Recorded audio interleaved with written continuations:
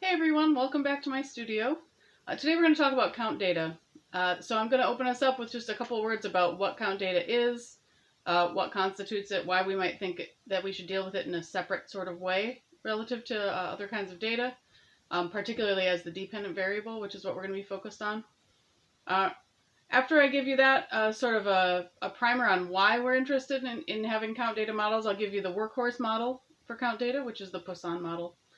After introducing you to how the model is set up, I'll also talk a little bit about interpreting the model, and finally some limitations of the model. The limitations will get us into just a brief comment on alternative models outside the Poisson. I'm going to make one other video on count data models, and that's actually just going to be to dig in on one fact that I'm going to note when I'm walking through these about logarithms. And it's one of those things that when you come to it in this lecture, if I say this um, inequality about logarithms and you say, why is that the case? Why aren't those two things equal? Why are you putting not equal? Then watch the other video and I'll try to help you understand that piece. But I'm going to make that one separately so that doesn't disrupt the flow here. So we're going to start out. Why count data? What is it? What is it that makes it special? So count data has a few key features. So one is count data is always non-negative. Count data could be 0 or it could be a positive number. Because it's countable, it's an integer. So counts get used a lot, for instance, in health research when people are wondering how many prenatal visits a pregnant woman had. She may have had 0 visits, she may have had 1 visit, or up to there's no upper bound. So count data often is a case where you don't have an obvious upper bound, but the lower bound is 0. Depending on the source of your data, you might not have the zeros in your data. So if I wanted to track women's prenatal records, but I only had records for people who had gone in at least once, then I wouldn't have the zeros. So you need to keep an eye on where your data is coming from so that you know whether you have the zeros that you might want in your count model. Count models are designed to be able to handle the zeros. So there's no obvious upper bound. That's the other piece.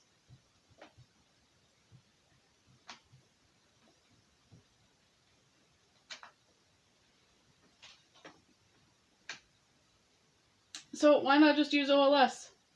It sounds like it's kind of like a continuous variable. I mean, it's integers, but we run OLS with integer valued dependent variables all the time.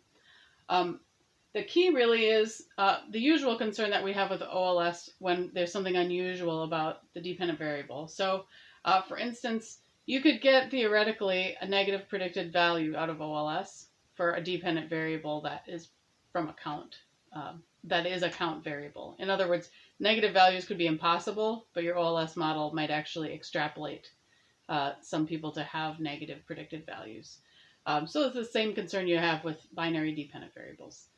So that's one reason we might be worried about OLS. The other is, depending on what the distribution looks like, some kinds of count data we're concerned because there's a lot of low counts and then a very long tail with just a few very, very high counts. This happens a lot in health data. It could happen in other cases too, sort of like income data.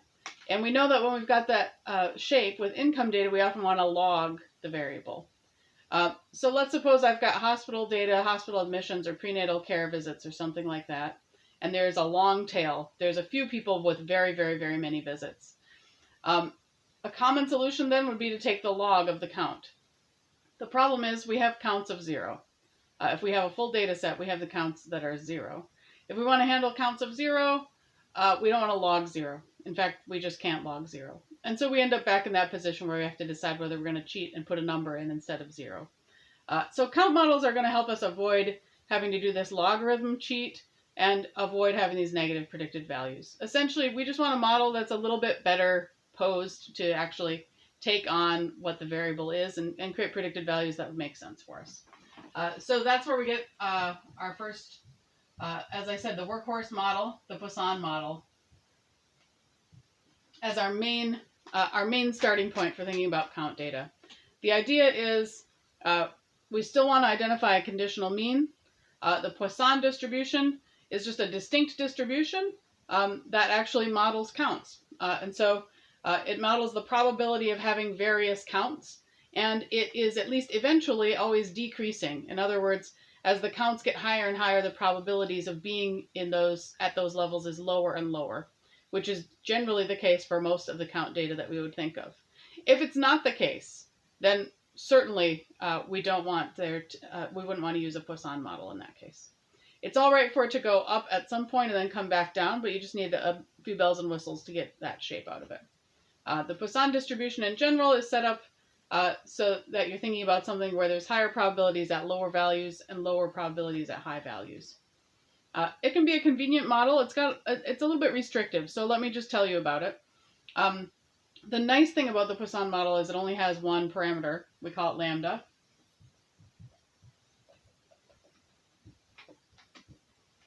And so this one parameter lambda captures the conditional mean. It's also going to capture the conditional variance. And so we're going to be making a strong assumption, which I'll come back to later about that. But we've just got one parameter, lambda, which is the conditional mean.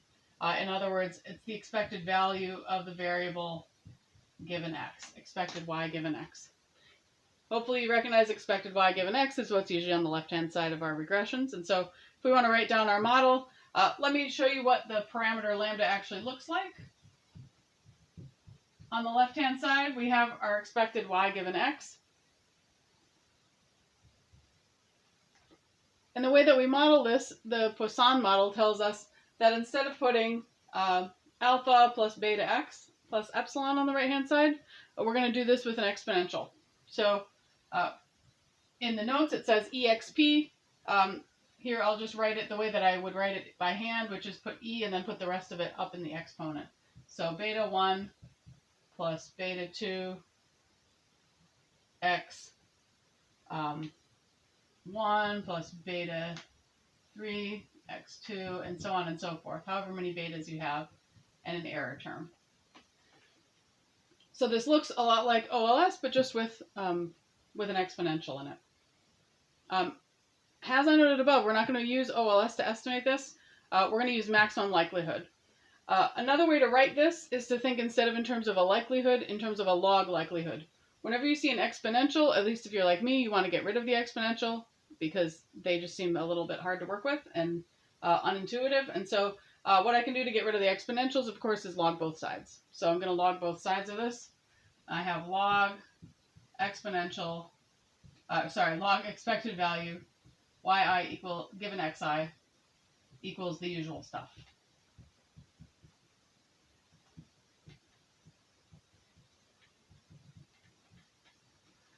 So we've got the right-hand side now looking a lot more familiar. The left-hand side is the log of this exponential. So this is the point where I'm going to make a claim, and then you can watch my other video if you want to get a little bit more proof on that. Here's what you need to note. The log of the expected value of y given x is not the same thing as the expected value of log y given x. In other words, this equation right here, this is not OLS with a logged y on the left-hand side. The log is the log of the expectation, not the expectation of the log. So this is not equal. You want to note that those are not the same. I'll come to that in the other video if you want a little proof of that. So we're going to run this with maximum likelihood. Stata can do these regressions with the command Poisson, so that's very handy. The rest of what I'm going to say, I'm not going to use the board. First, on interpreting coefficients. You interpret coefficients of this model the way that you actually would if it were a log on the left-hand side, as long as we're thinking about small changes in x. And that is that the betas reflect a percent change in the mean caused by a 1 unit change in that x. So x changes by 1. For instance, let's say beta is 0.03. Then if x changes by 1 unit, y changes by 3%. So the percent interpretation is similar to a log. If your right-hand side variable is already in log form, then you have a log on the right-hand side, and thinking in terms of a log on the left, it's more like an elasticity. So a percent change in x causes a percent change in y. You still need to make some variance adjustments, but essentially hypothesis testing will work the same way with this model as it would with any other if you're interested in say, whether a particular x variable it has a coefficient that's statistically significantly different from 0.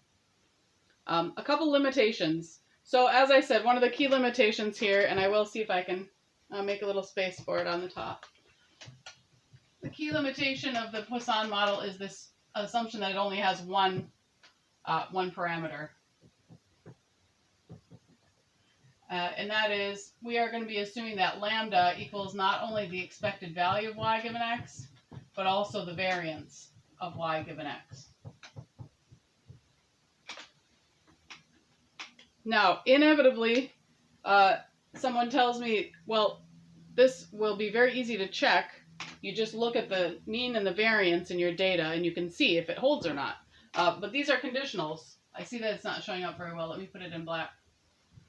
These are conditionals, so you need to know if the conditional mean of y given x is the same as the conditional variance of yi given xi. It takes a little bit more work to test that assumption. I recommend Cameron and Trivedi's treatment of it. There's also a treatment in Wooldridge, and so either one of them can lead you in the right direction for being able to test that assumption. What we think is often the case is that the variance is larger than the mean. We would call that over-dispersed. And so data could be over-dispersed or under-dispersed. And so we think of the variance having the potential to not be exactly equal to the conditional mean, but to be some multiple of it. The multiple that's used is a little sigma squared. I'm using this to match the notation in the book. This little piece right here is the dispersion parameter. So if it's greater than 1, the variance is larger than the mean, and so it's over-dispersed. If it's less than 1, then the variance is smaller than the conditional mean. It's under-dispersed.